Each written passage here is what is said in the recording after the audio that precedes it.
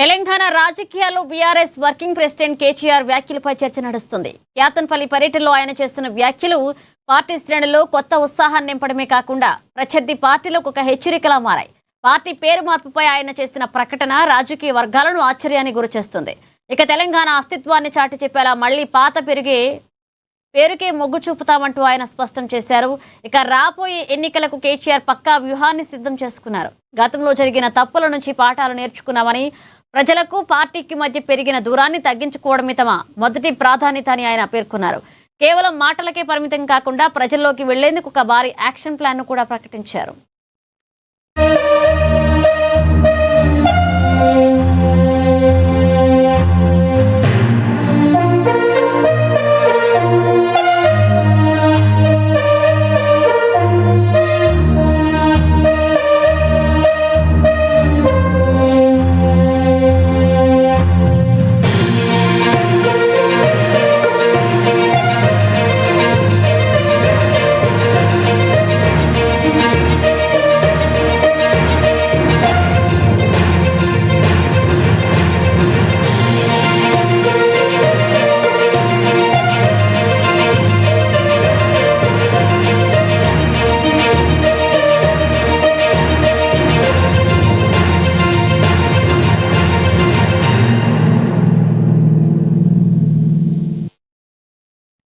రాజకీయాల్లో BRS working president KTR వ్యాఖ్యలపై చర్చ నడుస్తుంది. యాతన్పల్లి పర్యటనలో ఆయన చేసిన వ్యాఖ్యలు పార్టీ శ్రేణుల్లో కొత్త ఉత్సాహాన్ని నింపడమే కాకుండా ప్రత్యర్థి పార్టీలకు ఒక హెచ్చరికలా మారాయి. పార్టీ పేరు మార్పుపై ఆయన చేసిన ప్రకటన రాజకీయ వర్గాలను ఆశ్చర్యానికి గురిచేస్తుంది. ఇక తెలంగాణ అస్తిత్వాన్ని చాటి చెప్పేలా మళ్లీ పాత పేరుకే మొగ్గు చూపుతామని ఆయన స్పష్టం చేశారు.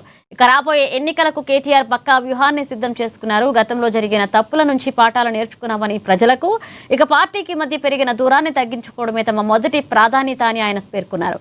కేవలం మాటలకే పరిమితం కాకుండా ప్రజల్లోకి వెళ్లేందుకు ఒక భారీ యాక్షన్ ప్లాన్ ను కూడా ప్రకటించారు.